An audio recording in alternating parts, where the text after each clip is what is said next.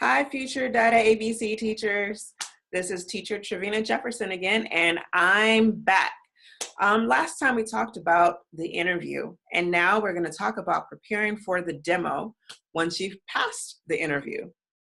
In the previous discussion I had about the interview, I did mention that the recruiter wanted me to do my demo 48 hours later instead of within 24. And let me tell you why. Well, a lot of teachers, about 40% of them, don't pass the demo because they want to do it too soon. And the reason for this is you do have required trainings that you have to watch. For me at that time, it was about 7 hours. I didn't know how long they were when I said yes, but that's what it was. So basically, I ended up staying up all night to complete the required trainings because they had to be completed before I could even start the demo. In addition to that, I also had to prepare a clean looking background, and it needs to have DaDaABC logo on it like you see there.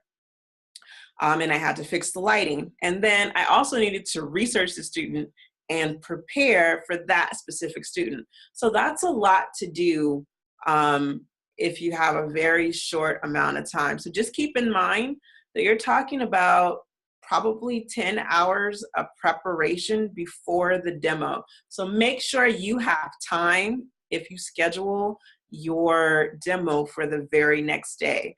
You don't want to miss out on salary or have to get a mentor or be passed up simply because you didn't have enough time to do your best. Now, after conquering the required trainings, I did all the research on my student, and I want to tell you something that came up. When I was looking at the material inside of the DaDaABC classroom, well, there were about 66 pages. So I thought I needed to start from the beginning. However, the real thing is that it was bookmarked somewhere in the middle, but that wasn't something that I can see. You can see a page is bookmarked when you're doing the assessment yourself, or when you go into the classroom and push on, there's a button that says student info, you can see it there. However, you cannot enter the classroom until 5 minutes before the class starts. So keep that in mind.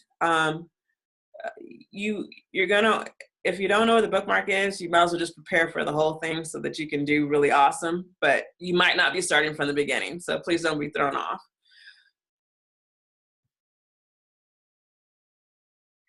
Okay, the other thing that I want to mention is that you should strive to use at least 3 to 5 props, supplemental material for your online teaching demo class. In my demo class, my student was a 13-year-old boy that was reading stories in a multiple paragraph format.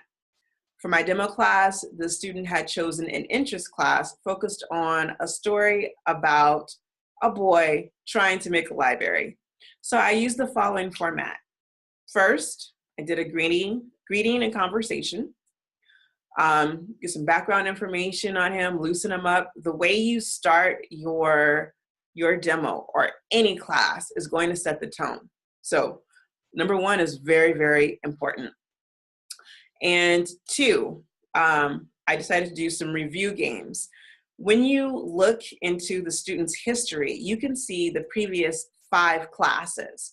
So you want to look at least the last 2 to see what that student was working on and what the teacher said about him so that you could probably do some sort of review and address it. Parents love review.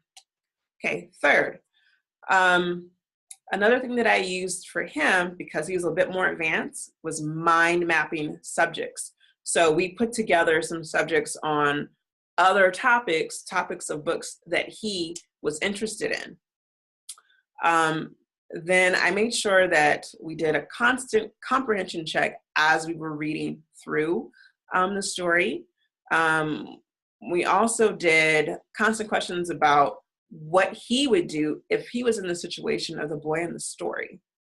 And then we ended with a review and feedback. Now keep in mind, my student was 13 years old. So this isn't as fun of a format of what I would have used for one of my 4-year-olds, 5, 6, 7, 8-year-old students.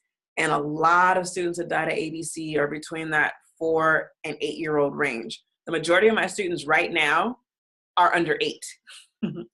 So that format would be just a bit different. Okay.